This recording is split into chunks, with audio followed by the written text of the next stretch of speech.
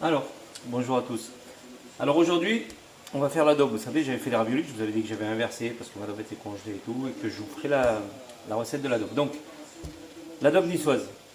Alors, ça va aller vite parce qu'on m'a dit que mes vidéos étaient un peu trop longues. Alors, si vous voulez, j'ai déjà commencé le travail. J'ai mis 1 kg de daube. Ça peut être du jarret, du collier, des morceaux spéciaux adobe, de la joue. Idéalement, la joue de bœuf, c'est ce qu'il y a de mieux, hein. J'ai bien fait revenir ma viande. Après, je l'ai enlevé. J'ai fait revenir mes oignons. Bien revenus. Une belle coloration. J'ai tout mélangé. J'ai mis un demi-poireau. J'ai mis quelques carottes. Un petit morceau de céleri. Là, je fais revenir. Je vais mettre maintenant, hop, 2 tomates. Voilà. Voilà. Vous avez vu, c'est simple, hein. Je vais mettre 2 tomates. Je vais mettre du concentré de tomate. Je vais mettre l'équivalent de 2 cuillères à soupe de concentré de tomate. Voilà. Là. Le vin. Bon, là j'ai regardé ce que j'avais du vin italien, du Chianti, il n'est pas mauvais. Pour l'adobe, c'est très bien. Je recouvre de vin. Alors, je n'ai pas singé ma viande, je ne l'ai pas farinée pour lier. Je cuis ma viande sans la lier. Je fais la liaison à la fin. J'enlève la viande et je lie la sauce en dernier. Vous verrez comment. Voilà. Et là, oh là, je vais chercher encore du vin. J'en ai pas assez. Attendez, je reviens. Voilà. J'ai repris du vin. Hop. Voilà. Je mets juste à hauteur.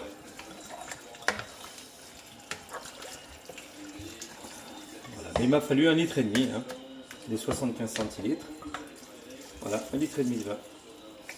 Alors, on pourrait la mettre à mariner la veille, l'adobe, mais moi je suis pas fan, hein. Je préfère la faire revenir, les oignons, les machins. Je préfère, j'ai essayé les deux. Moi perso, je préfère comme ça. Bon, on peut la faire mariner, c'est sûr. Donc, ça, maintenant les cèpes. J'avais mis des cèpes à tremper.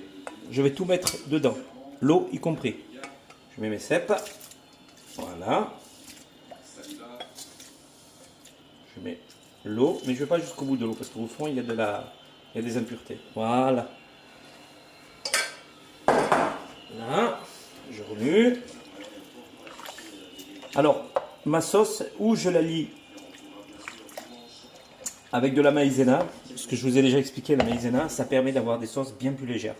Plutôt que de mettre de la farine qu'on fait revenir, qu'on fait griller, il y a du gluten dans la farine, dans la maïzena, il n'y a pas de gluten. Ou avec du jus de volier. Le jus de volier, vous l'avez dans le commerce. Vous le diluez à l'eau froide et à la fin, vous le mettez dedans. Il faut compter à peu près pour une casserole comme ça, en jus de volier. Il faut 2 grosses cuillères à soupe de jus de volier, dilué dans l'eau froide. Quand votre sauce est terminée, quand votre daube est terminée, vous enlevez la viande. Vous mettez votre sauce de daube en ébullition et vous jetez l'appareil. Mais ça, je vous le montrerai tout à l'heure. Donc là, maintenant, je vais saler. Voilà. Pas trop parce que si je mets du jus de volier après, ben, le jus de volier aussi ça sale. Donc il faut faire très attention. Un peu de poivre. Voilà. Alors j'ai mis de l'ail aussi dedans. J'ai mis 5 gousses d'ail. Allez. Un peu d'herbe de Provence. J'ai mis un petit morceau d'écorce d'orange. Pas énorme, hein. Voilà. Écorce d'orange non traitée. Voilà, j'ai mis ça. Ça suffit. C'est suffisant. Si vous en mettez davantage, on sentira trop l'orange. Là, on va la sentir, mais tellement faiblement que ça apportera juste un petit goût, une petite finesse, quelque chose de sympa. Voilà. Bon, j'augmente mon... Dès que ça bout, après, je vais mettre en veilleuse, je vais la laisser cuire. Je pense qu'il y a au moins 2h30 à 3h de cuisson, mais avec une induction basse. Je vais mettre mon induction à 3 ou à 4. Donc c'est pour ça que ça va être assez long. Je vais vraiment la laisser mijoter doucement. Donc je vais mettre le couvercle et après, hop, on se revoit. Encore moins. J'ai oublié le concentré de tomate. Voilà, regardez. Voilà, concentré de tomate. 2 cuillères à soupe à peu près. Voilà, je mélange et là on est bon. Cette fois-ci, c'est la bonne. Là, on va mettre à cuire. Allez, c'est parti pour 3 heures. Alors, j'ai un petit bonus pour vous. Ce matin, j'ai préparé des calamars, voilà, des tentacules de calamar géants. Bon, ils sont pas très gros ceux-là. Donc ce sont des tentacules de calamar géants confits à l'huile d'olive. Alors c'est 2 tiers huile d'olive, 1 tiers huile de tournesol ou huile d'arachide. Donc c'est une préparation assez simple. Vous prenez vos tentacules, vous les mettez dans de l'eau froide, avec à peine de sel, très peu parce qu'ils sont déjà salés. Hein. Ils sont saumurés, on les achète, ils ont déjà été un peu saumurés. Donc vous les mettez dans l'eau froide. Dès que vous mettez au feu, dès que ça bout, même avant que ça bout, quand c'est bien chaud, vous les enlevez, vous les rincez un peu, vous les séchez, vous essayez de les sécher au maximum. Vous les mettez dans une casserole, je les ai mis dans cette casserole, et vous recouvrez d'huile. 2 tiers d'huile d'olive, 1 tiers d'huile d'arachide ou tournesol. J'ai mis une tête d'ail non épluchée. D'ailleurs, attendez, il y a un truc là. Voilà. Une tête d'ail non épluchée. Et avec, je vais acheter, pour voir si ça passe avec mes tentacules, des poulpes, des petits poulpes. Ça a fonctionné très bien. Et ça a fonctionné très bien, ce sont des rabasses. C'est du beurre, ça c'est devenu hyper tendre. Vous voyez? Donc, j'ai un peu mélangé tout ça. Mes têtes d'ail, elles sont confites. Voilà. Donc, on met l'ail, j'ai mis du romarin, j'ai mis du laurier, j'ai mis un peu d'herbe de Provence et j'ai mis le feu. C'est-à-dire que j'ai laissé monter l'huile à 80-90 degrés. Dès que j'ai atteint cette température sur mon induction, j'ai placé mon induction à 2. À 2. Ça veut dire que à 2, la température elle va rester à 80 degrés, 80-90. Et surtout, au bout de 4 heures, parce qu'il a fallu 4 heures de cuisson, vous aurez usé moins d'énergie peut-être que si vous aviez fait des pâtes. C'est un minimum d'énergie pour un plat qui va cuire 4 heures. Vous allez dire, mais l'électricité, ben non, mais vu que votre induction elle est au minimum, c'est ce qu'il faut. Et l'avantage de le faire en cuisson lente, en cuisson basse, regardez, les tentacules, ils restent superbes.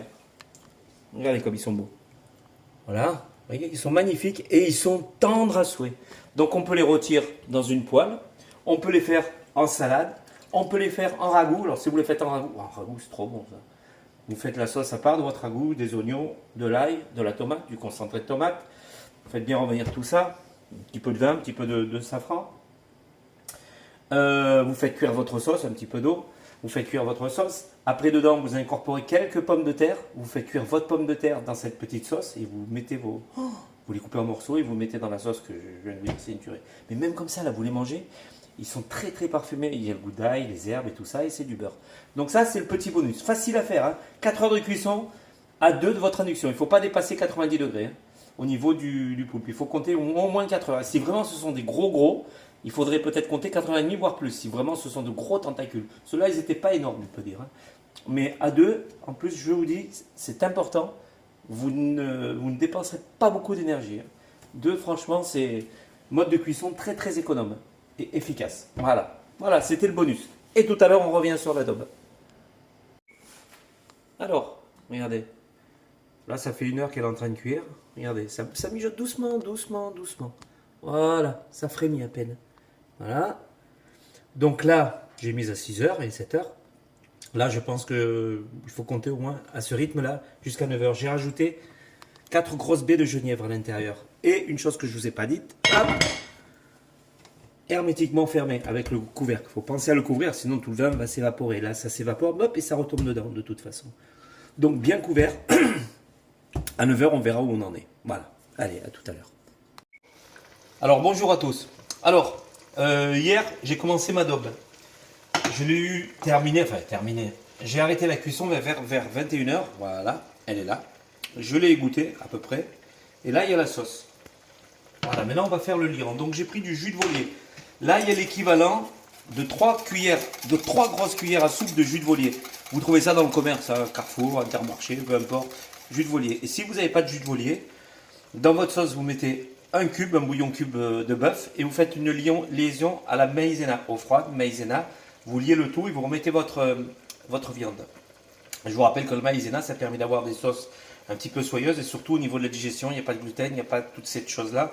Et c'est bien plus digeste et le goût, ça ne change rien au goût. Donc c'est très bien. Donc là, jus de volier. Alors j'ai très peu salé ma daube.